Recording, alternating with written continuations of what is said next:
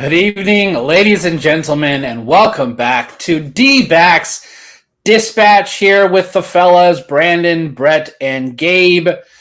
It's officially started. We had our first spring training game today, and it was ugly. It was not fun to watch. But it's nice that we're actually officially here, had our first game. Now it's time to overreact by everything that we saw today. Like, the sky is falling, so much swing and miss. We lost to the Colorado Rockies. Okay, we can calm down now. Y'all, this is game one of spring training. Like, it's not a big deal. It was fine. Like, I was like, eh. Like, I will say, being there in person, one of the few positives is, oh my goodness, what a beautiful day for baseball. There was at least 5-6 times where I was sitting up there, getting my photos, where I was genuinely, I'm like, I'm kind of cold right now. Like, I'm a little bit chilly. Like, this is kind of nice. Yeah. So again, I was working during the day, so I had it on in the background. I kind of was watching. So didn't really pay attention that much, but I did kind of go back and rewatch some of the more important guys that I was kind of interested in to see how they would do today. We had our Tori has said it, our starting infield all started today. Walker, Marte, Perdomo, and Suarez.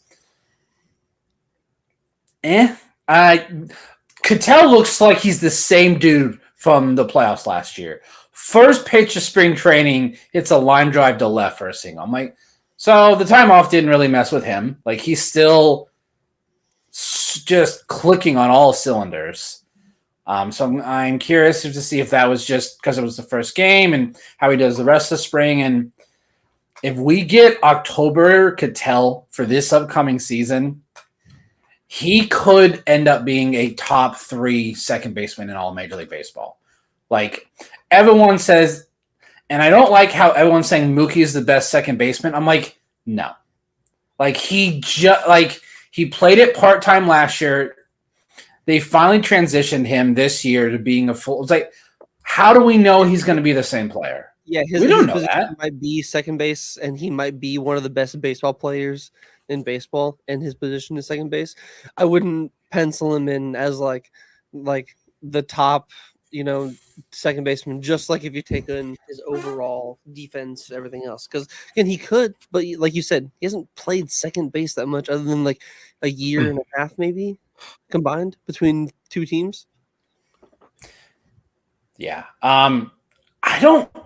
Like, I know he wants to play second, but his arm is so good. I feel like it's going to be underutilized, him playing at second. He's not going to have to.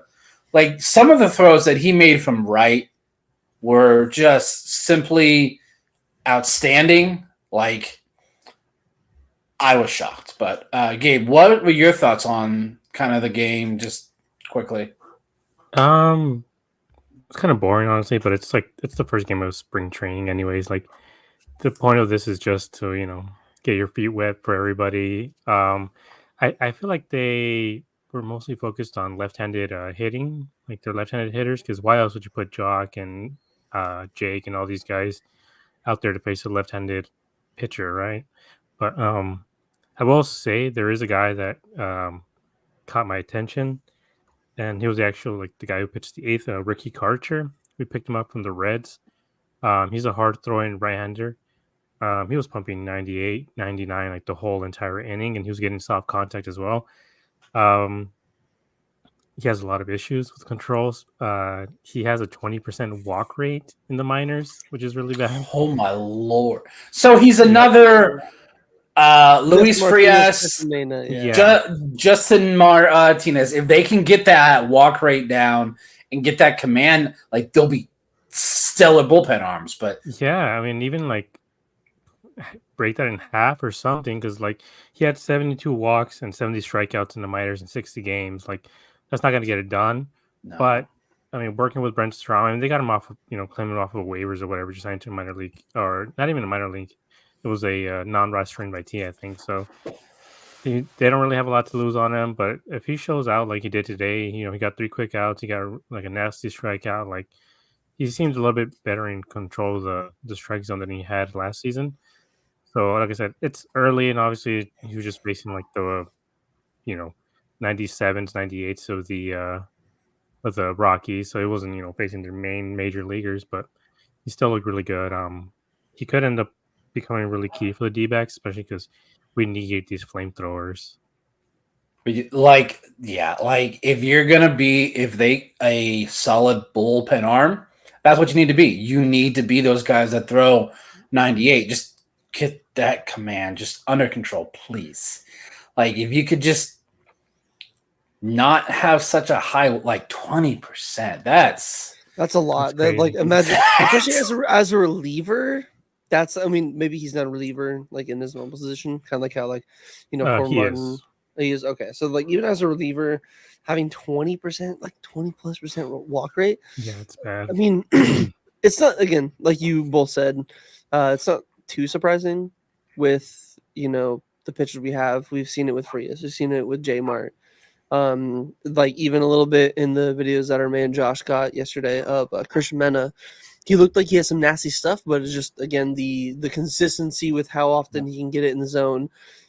And I know it's small sample size, but like seeing the few videos of like Yumin Lin versus like Mena and these other guys, like, yeah, these other dudes are throwing like 100, 101, 102, but so often where it's like you see them spiking in the dirt, it's elevated out of the zone, like it's non-competitive pitches. Yeah, that's the Yumin big Lin was out thing there.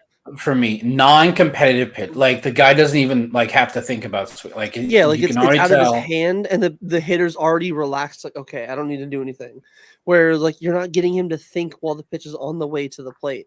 Where maybe that's kind of why Yumin Lin is pretty nasty, and we saw him in the backfield yesterday striking out Corbin Carroll, Jock Peterson, Jake McCarthy, and Gabby Moreno, and even on the video that I saw from PHNX on him punching out Gabby. I even think the one that Josh got, like, dude, his 90 something 94 sounds way harder than 90, like Yeah. 94. Like he was popping the glove. And again, I know it's a lot different. There's not the sounds there to like muffle it a little bit, but I don't know, that 94 seems different. The control around the zone and like having that control. And I sent it to you guys in the screenshot. Ken Rosenthal put out the article about like Eduardo Rodriguez. One of the things I really loved about it was Eduardo Rodriguez, arrived 2 weeks early before pitchers and catchers even were supposed to report. And he was out there like on the backfields or on the fields with like Justin Martinez. Like Torey Lovullo would go out in the field and would find like Eduardo Rodriguez out there, like talking to him like, hey, you don't got to give 100% every pitch. Like, yes, I'm not saying like, oh, don't give your effort, but you don't got to go out there just firing max speed for every one of your bullets that you have. Like, dial back a little bit, work on like getting in the zone, all that. So it's cool to see it from him, but yeah, there's definitely a lot of uncontrolled velocity that we have in our bullpen.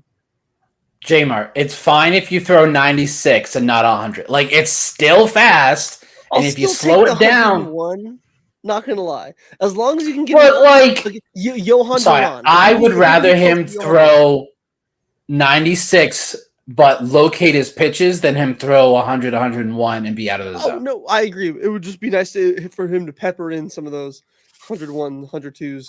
Kind of like, keep the guys, 101 elevated fastball, still not a bad pitch. Like, it's still a good pitch to have, like, elevated out of the zone. It's hard to hit, y'all. Like, even if you know it's coming, you just can't do it as, like, you can't have it be the hitters are expecting the fastball and it's a consistent, oh, you're elevating it out of the zone up and away. Have that be like, in the back of your pocket, to where after you've gone a bunch of, splitters kind of middle of the zone, all that, you go fastball elevated. He's looking for a splitter like that. It's like, oh, that's in the middle of the zone. Next thing you know, that thing rises at his eyes. Bars. Yeah. Josh brought up, this was my player of the game. Blaze Alexander looked really, really good today. Had this really good double down the line. Solid spring debut here. And as we see here, legs it out, head first. I love seeing a head first slide in the second, even though you probably shouldn't. because it's not safe because you can jam a finger. But no, Blaze looked really good today. Yeah, he was one of the guys I mentioned when we were doing like the prospect preview as one of the guys that the D-backs really have to consider bringing up because I think he should be Rule 5 eligible next year or something like that. So just the fact that I haven't had him on the main roster, like, and he's looked really good throughout this whole time in the minor leagues and everything. So if he's able to show out during spring, I mean, he might end up taking that spot from Lawler, and Lawler starts in AAA, and they just move Blaze to the majors to relieve either Perdomo or even take the second base spot or whatever it is. But you can hear the pop on his bat a lot, especially if you hear like the radio.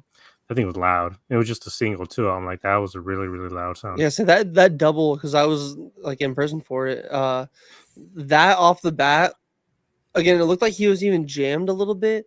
Like he didn't get full extension. It's still like it caught my attention, just like the sound, like it was hard hit ball. Like, obviously, like we could probably look it up. We don't have the Statcast exit velo, but it looked like he got some good exit velo, good pop coming out of that. And just the two swings alone, like, and I don't even think both of the swings he was fully like barreled up, extended in through his power swing. I think they were a little bit more like jam shots, and he still had some pretty good pop out of him. I think that one was 108. I think the 108 in the double. 108, yeah. That's not bad. Like by not bad, I mean that's really good. Yeah, I want to bring up real quick Carson Palmquist, the Rockies pitcher. His changeup was nasty. He had the D-backs just guessing out there. But I will say for Rockies fans who are excited to see him this year or even next year, I would be a little worried on just the fact that he focuses so much on his curveballs and his changeups because those are pitches that don't work at Coors Field. So he might be great outside of Coors, but don't expect him to be, as dominant as he was today. He's probably going to struggle a lot once he actually gets to the majors. So quick, like side tangent, just because like you bring that up, and that's a great point. Do you think there will ever be a pitcher, whether the Rockies draft them, whether it's an international guy, whether it's out of college, do you think they'll ever have a guy that can go in there and actually have off speed, so like a Yumin Lin or like those guys where their off speed stuff, like the breaking stuff, is their bread and butter? Do you think the Rockies will have? Because I feel like the last one they had was like Aaron Cook. And like he was more of a sinker guy, kind of like Webb, so he wasn't like more off speed. But I feel like that's the last one they've had to where like their breaking pitches were really good in Coors Field. Like they just haven't had that in like 10 plus years. Yeah, they had Oh man, I have to look what his name is, but he's a Latin player. Marquez. Marquez, yeah. I guess he it's a had good one, such yeah. good numbers. What year was it? Let me just look real quick. So I just want to bring up real quick. Blaze's single 108 off the bat. Oh, it's a single? Yeah, that was a double. Yeah, his 108. Yeah, and then the double was like 97 off the bat. So that both of them, the double looked like he was jammed. Yeah, still really impressive though. Looked him up. Marquez, 3.7 ERA in Coors and almost 200 innings in 2018. And honestly, he probably should have been in real contention for the Cy Young. He just wasn't because of the high ERA. But I'm like, he's pitching in Coors. Like, if you put him anywhere else, he probably has a mid-2 ERA or something, even less. Yeah, so didn't mean to get us, like off of the subject of the D-backs. Just the Rockies are one of the few teams in the division where like I don't like fully dislike. I would enjoy to see them like have like a lot of success. Obviously, as long as it's not against us. Still salty about 2007. To be honest, there's only one team in our division that I outright despise. All of the other ones, like I don't have a legit reason to hate. Yeah, unless we're playing them or unless they've hurt us again. 2007. God damn it! Fuck you, Rockies. No, like Giants. It's just they had that stretch where it was an even year and they would just somehow dominate and win a World Series. Padres just have always kind of been on our level in terms of being competitive. Some years they're not. And Rockies are they're the Rockies. Yeah. Hey, The they only still thing I pull don't- in like 3.5 million fans every year just because Yeah. their ballpark. So good for them, I guess. So, Josh brings up a solid point. From all the footage that you and Josh have gotten of Lynn, Sorry. dude, he looked so good yesterday. I'm like, and we had a comment on our Instagram post. Could he be the fifth starter? And he's 20 years old. Like, yeah, I have to keep reminding myself, like, we don't need him up here. It's a long shot. Like, he would literally need to do what he did yesterday in a real game every single time. Like, he would literally need to make them be like, if you're doing this against, like, especially as spring goes, some of the more fringe MLB players, the guys that, like, not like fringe MLB, but the guys that are like, they're there for instruction, and then after a week or two, they're cut to go to their minor league assignment. Yeah. Where if he's doing it against guys that aren't just that, if he's doing it against guys that are borderline MLB players or the MLB starters, kind of like Palmquist did today against the Dbacks starting in field, like, dude, his carved changeup them, today. yeah. Like, His if Lynn changeup. can do that over a few consistent starts, I think you could still, like, again, I think it's very He starts in slim Double A chance for me. I think it's a very slim chance he starts in MLB. I think it's borderline guaranteed he starts in Double A, unless, again, he has some insane spring. I feel like is where they could put him in Triple A. But like we talked about it before, they don't rush guys. They like to let them, let Hazen cook. Hazen is a fan of the Betty Crocker, crockpot slow cookers. He likes to wake up in the morning, put his ingredients in there, turn it on, come back after his 8 to 10 hour shift. It's like, damn, what do you know? Dinner's ready. So maybe he's gonna do that with Lynn, and I hope so, because I agree. Yeah. He's still too young. Like 20 years old. Some guys still, they get into the majors and they don't crack under the pressure and they hit the ground running. I don't want to worry about that. Like you said, if we needed Lynn, if we were like the Pirates, or not trying to kick some team while they're down. If we were one Pirates, like Royals we in 21 and 22, like even in 22 going into where you're like, I just want to see exciting young players. If we were in that boat still, I would be all for Yumin Lin, trying to like win over one of those spots. But the fact that the fifth spot, we actually need a ready to go MLB player. I think Lynn needs just a year or two more to cook fully, and I think he will be there. I just don't think he is right now.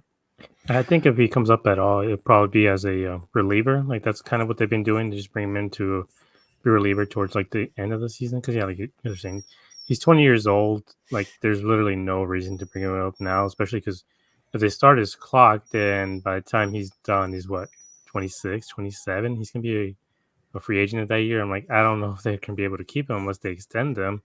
So you're missing out on like the prime human Lin years if you bring him up right now. He just looks so freaking good. Like, he's just nasty. He looks ready to go. But the issue I would have is just like I was saying, like, you have guys working on stuff. The guys who faced him were the left-handers. It was Jock, Alec, Carroll. So I don't know if they specifically were working on just left-handed pitching, or maybe looking at some sort of tunneling action, just getting their eyes used to facing left-handers. So that's maybe why they didn't, do a full thing, like a full workout against them or something. I don't know if you were watching it along, but I was, at work, as probably a lot of us are, work right here, my attention all the way over there. And like on baseball. So that was kind of like me, and a lot of it was on PHNX because they had some clips on Lynn. And one of the points, even Jesse, like, they showed he was facing Gurriel, he was facing Moreno. He had his breaking stuff is no joke, man. That curveball, just in that video alone, it looked like he got 80% of the way to being like a changeup, maybe a fastball, like right in the middle of the plate, and that thing just falls off the table, like into the dirt. Like, he made Lourdes look silly on a swing. I'm not gonna. Again, I love Lourdes, and again, that's kind of one of the fun things where I think Jesse even brought up, where it's fun. You don't see these inter-squad, like, we don't ever see a Lynn versus Carroll or a Gallen versus, Walker or Moreno, like things like that, other than spring. And him coming in there and making Lourdes look pretty silly on that swing. I love Lourdes. I'm not trying to dog on our man Pena. But if Lynn can do that consistently against right and left, he's going to cook, man. Yeah. God, I was going to say something. I think Tommy looked really good today. I think that the fifth spot is his to lose. And I think they probably told him that. Like he went, what was it? 2 innings today, 1 hit, 3 Ks through 22 pitches. He looked good. He got a lot of called strikes. Had the movement. Obviously, I wasn't like fully behind the plate, and I didn't have like the best of view as like a lot of them. But at least from what I remember last year, one of his better pitches was his curveball. And that was stellar today, man. It was breaking. It had some sharp movement. It tunneled well with his fastball and his changeup. Yeah, and like it's at 81. Like we were talking about it earlier. Like 81 is really quick for a fastball, especially because he throws 91, 92. Like Yeah, like in the he low doesn't throw 90s. fast where it's like not such a huge drop off from his fastball. But also he gave up the hit to was it Brody? Is that his last name? Doyle. What was it? Doyle? Yeah, Brandon Doyle. Brandon Doyle. So that was a super, super soft hit that just barely eked through the infield. I wasn't there. Obviously, they didn't really show it on the curveball. Yeah, they didn't really show anything on the broadcast because the broadcast was a mess. Like they were in spring training mode too. Like I think it was glitching. Everyone's in spring training mode right now. Us, the players, the broadcasts. Yeah, and like it was one of those balls that just went through where I was like, during a regular season game, I don't think they would have that shift on or something. Like it was a very weird shift where it was just like that ball should not have gone through. But being spring training, they're still working on stuff, maybe trying out different shifts and movements and stuff like that. But yeah, what's he referencing? So I can't say no to people. Me, like as I was leaving my spot to go I was going to the team shop to get photos, or like to get purchase the new batting practice hat. And I was on the way, I ran into Cogs. Cogs. Like I was like, oh shit, what up, dude? So I was chatting with him, talking it up, and then these 2 college age dudes came by, very clearly drunk, whatever, wanted to buy the jersey off of him and me for a total of like $300. And I'm like, dog, and my camera, and it was like, dog, like this alone is like $1,000. Either way, that led into a second guy coming up that was like, hey, can you film me getting my gambling promo ad in? And I appreciate. Was this at FanFest? No, this is today, man. This is today. Oh my god! Like I'm sitting there like on the concourse and like just recording a video for trying to help a dude where he's got his like overs for. I don't remember what basketball player, but I remember one of them was Nurkic because he asked like, "How do you say his name?" Dude, it took from the 7th inning until the end of the game. So that's why I didn't get as much content like photographs and all that as I wanted. But me and Cogs definitely had a fun time there today. You can ask him. I was about to say this, Cogs. He did like Nurk didn't even play in the Suns game tonight. That's even better. I'm happy. Yeah, that is hilarious. My man Derek brings up a solid point. Curveballs, probably over the last decade or so, are more in the 80s. Like you'll see a lot of guys in the mid 80s. So I don't think a lot of guys are in the 70s anymore, unless they're guys like Tommy or Granky, who throw 91, 92. So how many flamethrowers there are? Most guys. I mean, what's his face is there's probably some guys that throw 90 on a curveball because they throw 98. Ginkles is 85, right? Ginkle throws around 85 for his curveball. Yeah, I think Ginkle. Like I don't know if his curve is a curve or if it's a slurve. No, he calls it a slurve. Like it's okay. Shows up which makes sense because like it's faster than a normal curve. I'm interested, especially. Here's a little tidbit, which is really exciting because we have the info on like Blaze Alexander, all that. This is one of my favorite parts about spring training is some of these guys that are in AA, single A, like Christian Robinson, Yumin Lin. Obviously, it sucks K-Rob wasn't able to, put the barrel on the bat. But in spring training, you get StatCast. You can actually see, the exit velocity, the spin rate, like exactly what people are doing, so you can get more of a dialed in number on Lynn and K-Rob. So I'm actually pretty interested to see where Lynn sits. Maybe we can get like a quick prediction, pool between the three of us on where do we think he's going to be throwing for his curve. Because if his fastball's at 91, I feel he's got to be sitting at 82. You mean Lynn? Yeah, probably is around the very low 80s. But knowing a lot of these Asian pitchers, he probably has another 75 and then 81 and then a 70 EFAS or whatever. But yeah, I don't know. Also, D Weezy's asking about, do you, I guess, know any photography at the Arizona or Vegas sports teams? I'm recently getting into just photographing or photographing Dbacks games in general. I know our man and producer, he's not Josh here now, Hunt. but Josh Hunt. He does boxing and other stuff. He's really just sports in general. He's the go-to when it comes to just producing and photographing, videoing any kind of sports content. I personally haven't done too much outside of the Dbacks, but I think I started 2 weeks ago.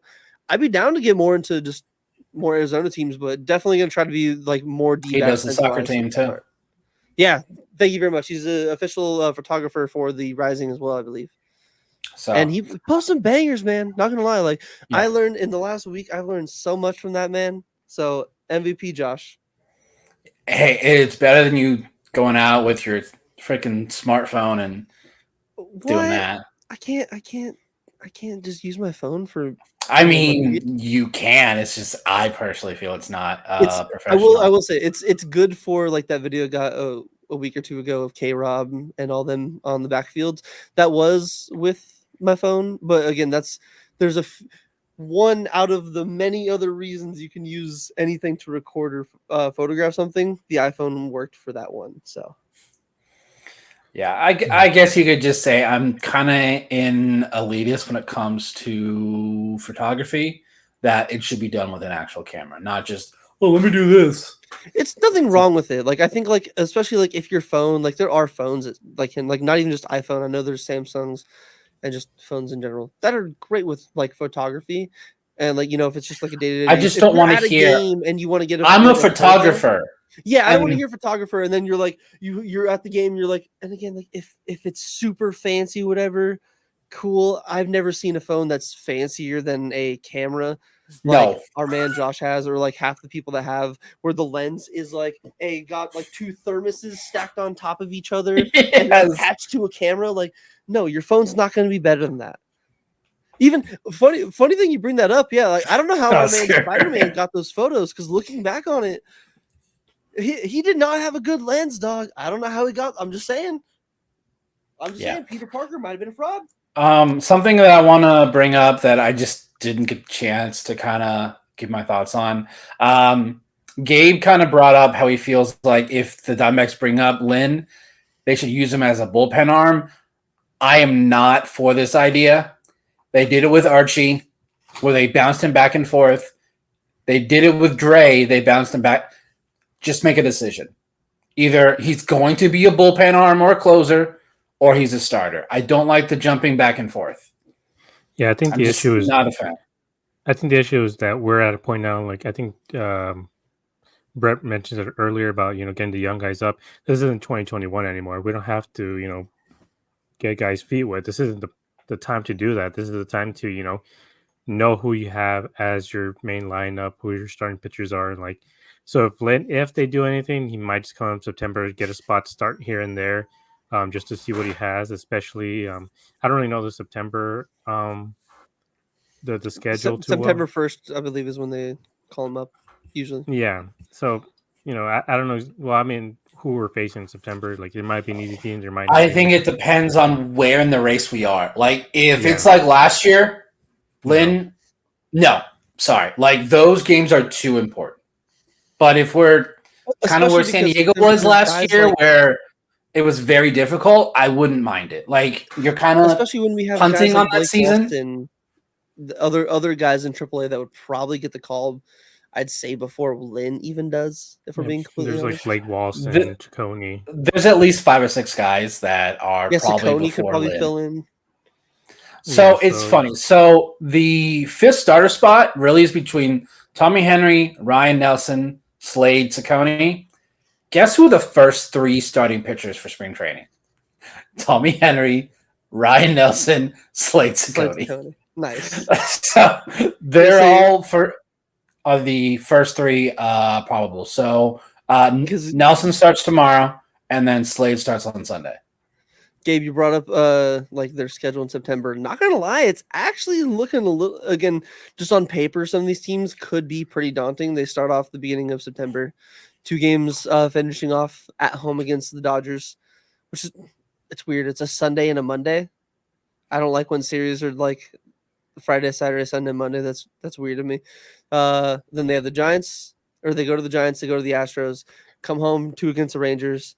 Then they have 3 against the Brewers here. Rockies for 3 in Coors, in Milwaukee for 4, at home for, against the Giants for 3, and then Yeah, I don't- Padres for 3. So not like Then super. I don't like, think- Nah, think those none of these those guys. are again. It depends on where they are in the standings. If it's like last year, where every game was important in September, sorry, Lynn.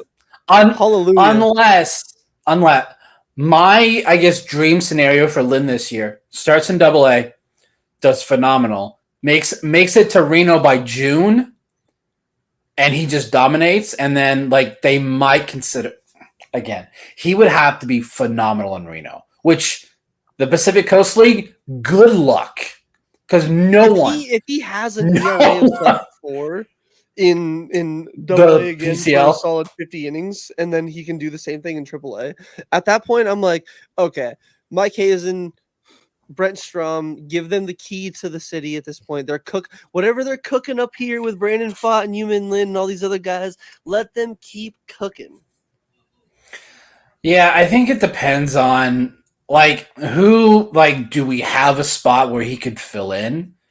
Like, could it be one of those things? Tommy's hurt, or Nelson's hurt, or they're not pitching well, or I they could need. see them using a like Gabe brought up. I think honestly, I think that's a great point because they did use that this last year. Where whether it's a 6th starter just because they're having a 6th starter, or whether they're giving them a spot rotation because they need to bump somebody back, like especially depending on where they are in September, if they're better, like if they already have a wild card spot, or let's hope they have, like my brother's predicting the Dodgers don't even win the division. Hot take, I know from my brother. That would be the biggest letdown. The Like, biggest, yeah. So like if we're at least in a spot where by the time like September comes around to where they have a really good sizable like position in the playoffs, whether it's like the first wild card, second wild card, third, whoever, whatever it is, if there's a pretty good position and they have a day where they're like, we could push back Merrill or Zach or somebody else, save them for the playoffs. I could see them bringing like, using that 6th spot. But again, like we said, I think it'd be more, hey, Slade, you're going to come out of the bullpen. If he does start the season in the bullpen, maybe even Ryan Nelson gets one of those spot starts. Maybe that's the one time of the year we see a bullpen game. God forbid we don't see any more bullpen games. But even if we do, I could stomach a few versus one every week. Yeah, and the thing is also like I don't Just remember not the last year playoffs. they played 17 games in 18 days or something like that to end the season. Yeah. That's because of the rain delays in New York. Like, he had all this BS happen where it's like, yeah, there's probably will come a time where they call up Lynn, especially if he dominates. Why not just bring him up? Because you can put him on the not the World Series, the playoff roster in general, and it wouldn't count against his time either. So it's like, get him out there. If they come to the point where they kind of just need an arm, they got a big lead, whatever, throw him out there, let him get some work against real major league hitters and stuff in the playoffs. Get him on the team, get him working with Brent Strom, and I feel like Lynn might be ready at least by next year. And also, I want to shout out to the Taiwanese fan base who's been like super supportive. Dude, they really have. For real, yeah, seriously. Major props. Yeah, it's been really amazing to see. Just like how much they've gotten behind their man in Lynn. Yeah. Like we anything that we post of Lynn on Instagram, just blows up. I'm tempted just because of how much love they're showing to when the season starts and wherever Lynn gets like assigned to, weekend trip. Like plan like find out when exactly he's gonna pitch. Weekend trip, make it a D-backs dispatch vlog. We go down, we get some more like primo content of Lynn. Yeah, I think that would be really fun. Josh brought this up a while back. How would we compare Lynn's situation to Lawler? Well, Lawler was a first-round pick. And looking back on it, I think a lot of the fan base saw what he was doing in Reno. I was like, bring him up, because we all thought he was going to play. I was the same way too. I thought when they brought him up, he was playing. I thought they were going to put him at short and then put Perdomo at third. I don't know if it was the big stage and he just – because he struggled early and then he lost his opportunity and he couldn't get consistent at bats. Yeah, I think that's the thing with a offensive player. If you're not going to get consistent at bats in the major league at that age, there's no reason for you to be here. Go back to your play. And even obviously in hindsight, at the time they're fighting for the playoff spot. I'm not gonna go back on how I felt at the time. 100% the move needed to be made with what Nick Ahmed wasn't producing up here, what Jordan Lawler was producing down in AAA. It made no sense to not make that move. And again, it is unfortunate. I mean, I know on the PHNX show they bring it up, and something I always try to keep it even in my mind. He's still younger than Corbin Carroll. Jordan Lawler's still younger than Corbin Carroll. He's still younger than Christian Robinson. We drafted him out of high school. He's gonna have a little bit more. Not saying he's not a superstar. He has that. Obviously, Corbin Carroll, he was drafted out of high school in 2019. He didn't see Major League Baseball time until 2022. We drafted Lawler in 21, and he saw Major League time in 23. So he was already on a faster time. All that to where it made sense why they called him up. It wasn't he wasn't he was, from what his numbers showed, 100% ready for the majors. And obviously, as you see, it's a little bit tougher. It's Reno. I think if the D-backs were in the position that the Padres were, or one of the other teams where either they're already so far out of it where they don't have to worry about it, or they're so far in the playoffs like the Brewers where they're guaranteed. He didn't really have, I feel too comfortable at bats because that last month of the season, they were fighting for their life every game, man. Yeah, every game was a playoff game. The guy said he was facing one of the best of the bats. He throughout the Cubs did play Steele, the Astros. He was facing off their best of the best that they have because they're all competing for a spot. I mean, even the Astros were too. They won the division on Saturday or whenever it was, Saturday that last weekend. So none of these teams were going to be throwing out their their late inning relief guys, or the guys with the 5 ERAs. They're all throwing in their best of their best, and he saw their best of the best. And I mean, I wish he would have gotten more consistent at bats, but also it's Perdomo needed the reps too. You can't really do much about that, especially if he was going to be. It was a lose-lose situation. Yeah. I don't think Lawler makes the opening day roster. No, based on the fact that they already announced Perdomo as the starting shortstop. To me, it's more on him getting consistent playing time. Yeah, I'm they literally said. I mean, it's just based on that, and if they're gonna have Perdomo as the starter, there's no reason to have Lawler. Let him get the consistent at bats. Yeah, I will say though, Torrey mentioned on the radio that he's looking to get Perdomo 130 and 140 games in shorts, as a shortstop. So I'm where are those other 20, 30 games going to come from? Probably Kevin Newman, or if our dude that balled out today, Blaze did. Yeah, that's what I was thinking. He could be the backup second base shortstop. He can probably play third too, but I don't think we're going to need that because Suarez just literally plays every day. Yeah. So we really just need a backup middle infielder. And if Blaze Like He fits the squad that we have. Like again, He not like does. Kevin Newman's not a good ball player, but Blaze just kind of fits. Like he's not like the blazing speed, but the young, athletic, like ball player. Especially Blaze.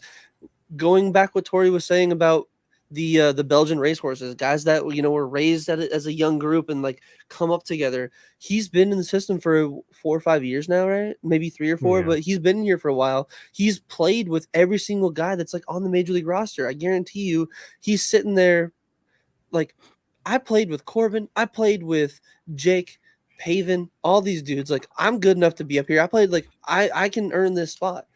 And Yeah. I Newman brings honestly that think, veteran experience, but I think Blaze would be really good for the team in general. yeah, I think he's also not that young anymore. He's 25. I think he turns 26 this year. Oh, okay. Yeah, so if they bring him up this year to play behind Perdomo and he shows out a bit, I can honestly see them just using him as a trade chip come the deadline for, a really good reliever or whatever else that they need at the time. He's 'Cause 24. 24, yeah. So he's still, relatively young. He is very good. So even if the time comes and they start to see, okay, so it seems like Blaze is the guy and not Perdomo, like either one of those guys can go because you still have Lawler and Tommy Troy, I think, is the shortstop too. And Tommy Troy hit a Tommy bomb Troy in is the a backfield monster. today too. So you have, we had an excess of outfielders, and now we're starting to get an excess of shortstops, and we need a first baseman. Like Walker, don't know what he's going to do. We're going to need a first baseman when the time comes because Ivan Melendez, as we saw today, might not be it. He went over 4 with 4 strikeouts. Like, So I agree. I think 0 for 3. Ivan's going to be more of a DH. Isn't it? I've found myself as the years go on. I think Walker's going to hold up more consistently at first base than like even I would give him credit, and then like others like 0 for 3. over 3, but then one was technically So one of them wasn't a strikeout, but it was. Yeah, I was wondering. I was So like, I 0 for didn't 3 catch with that. 4. I saw him talking to the umpire and all that, and I was sitting there. I was like, so the Rockies ran off the field. The D-backs are in the dugout, but they're not in the dugout. It was strike 2, but the forgot. So technically he got called out. Rockies got it.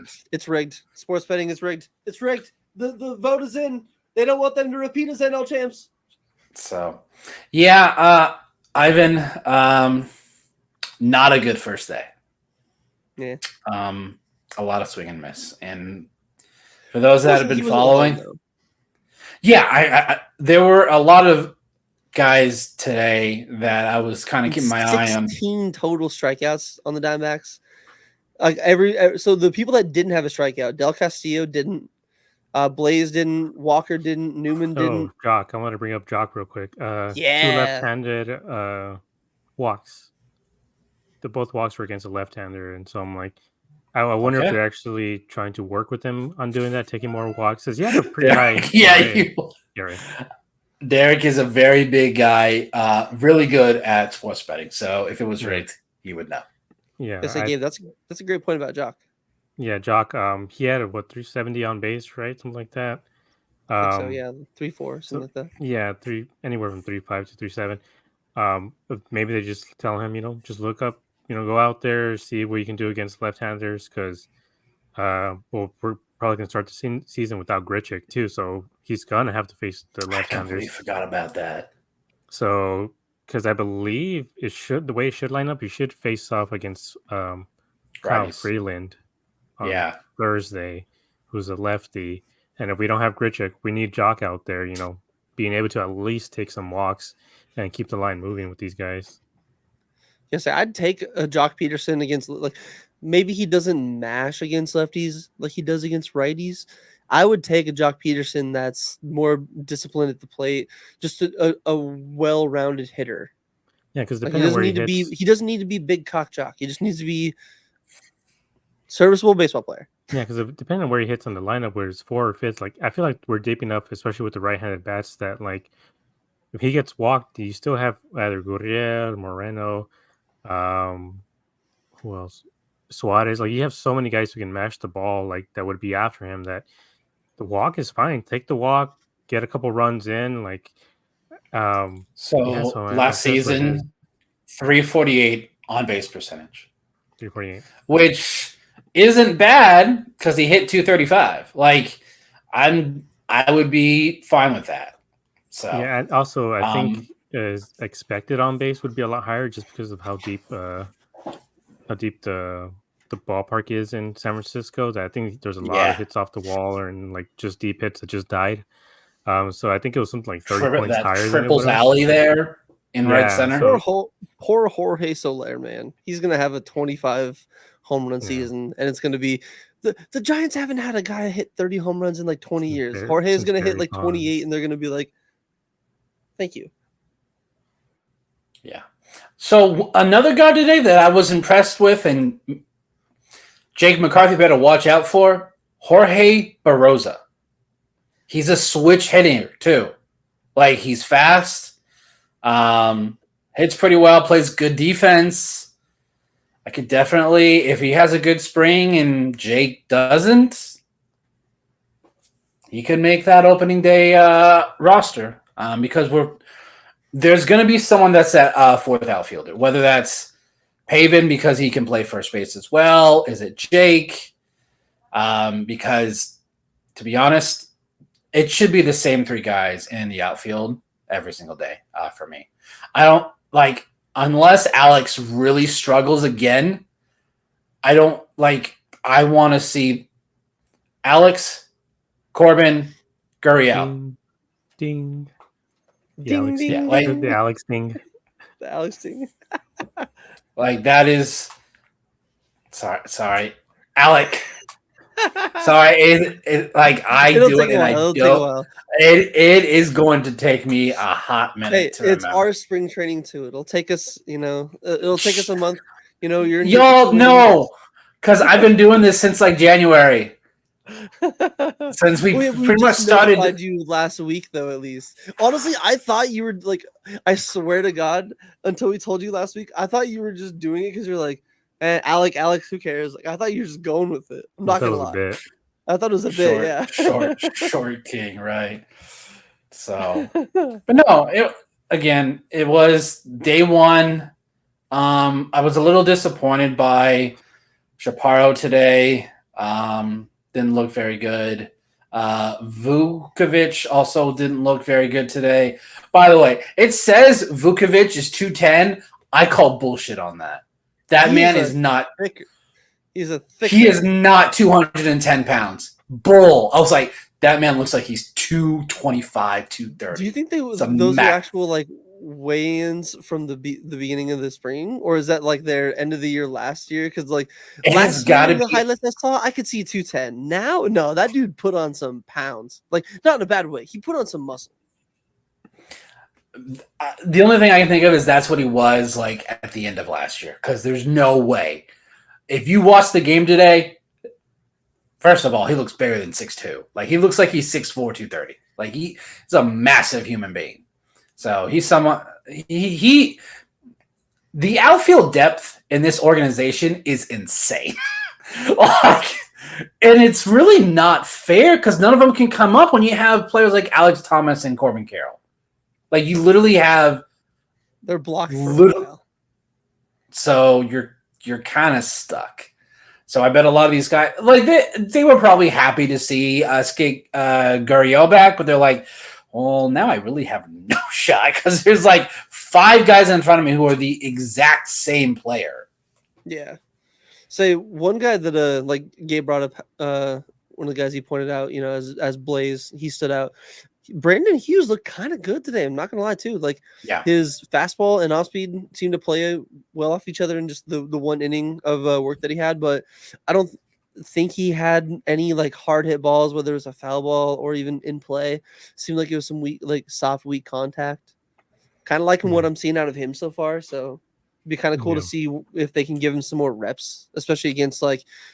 I know, especially in spring, they might want to try to get guys like the confidence, like, a lefty versus a lefty, or, all that. I would be intrigued to see them throw them, to, put their feet to the fire, be like, hey, you're facing, when we get a week or two into spring, when these guys have, Freddie Freeman, the Shohei Ohtanis, they're in the lineup until the 4th or 5th inning, and then they're being taken out. I would like to see him come in, after the first inning, face some of the bulk of these lineups, just to see a little bit more of what he has, like as a bullpen pitcher, you're probably going to be coming out into those high leverage. You're not going to be getting all these, layup innings. You're going to be getting a lot of like high leverage stuff. So it'd be kind of cool to see if they can give him a little bit of a taste of that early on. Yeah. Yeah. Also, before we go, because I think we're running a little long here, I just want to bring up What I thought. the game tomorrow. Alec and Corbin are going to be playing, as far as I knew. Oh yeah. Okay. Yeah. I just want to say, like, be on the lookout for both of their swings. From what I noticed from their videos, from their BP, Alec is no longer like running to first as he swings. He has like a more steady approach to it. Like his right foot isn't like, bending the way it was before. Like, okay. Like you can see, like this. It would bend all the way, so now it just kind of just stays steady. Yeah. And Corbin seems to have a lot wider stance. He honestly kind of looks like Christian Yelich quite a bit now. The way That's he's a great comp, swinging. yeah. So you can expect maybe some more power this season. Maybe some 30 homer, even 35 homer power from Carroll, because of the way he's adjusted his swing to bring more pop and like lift the ball. So I've also we'll see noticed tomorrow. In like the few BP swings and whatnot, it seems like he's really focused on keeping the either a two-hand approach like through the swing.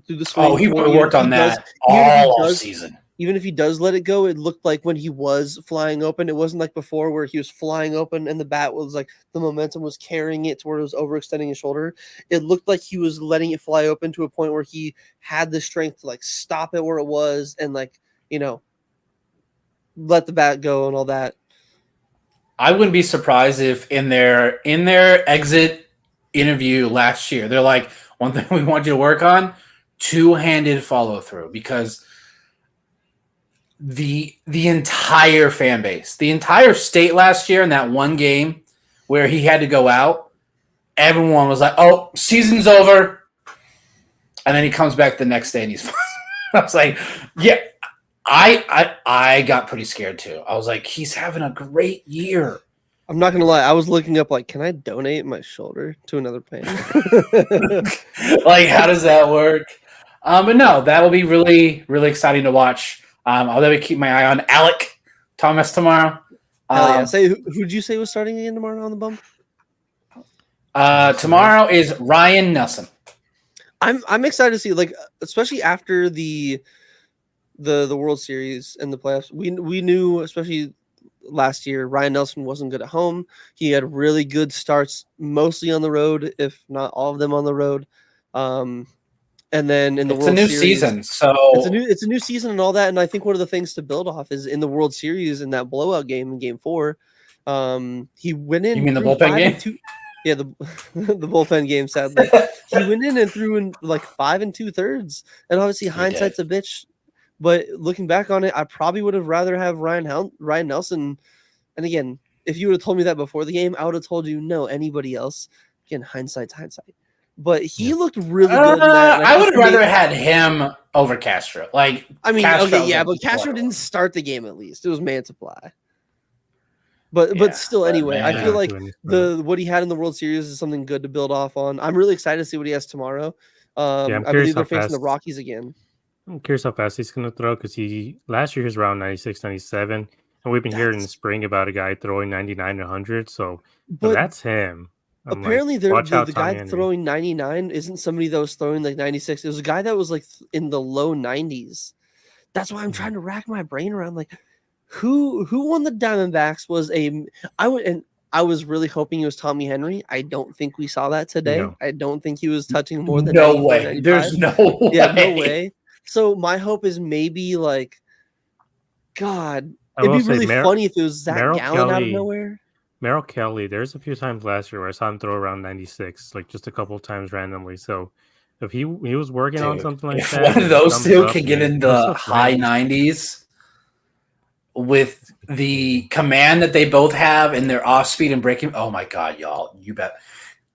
If Gallen can get 98 and 99 on his fastball, that'll make his changeup and his curveball even more nasty.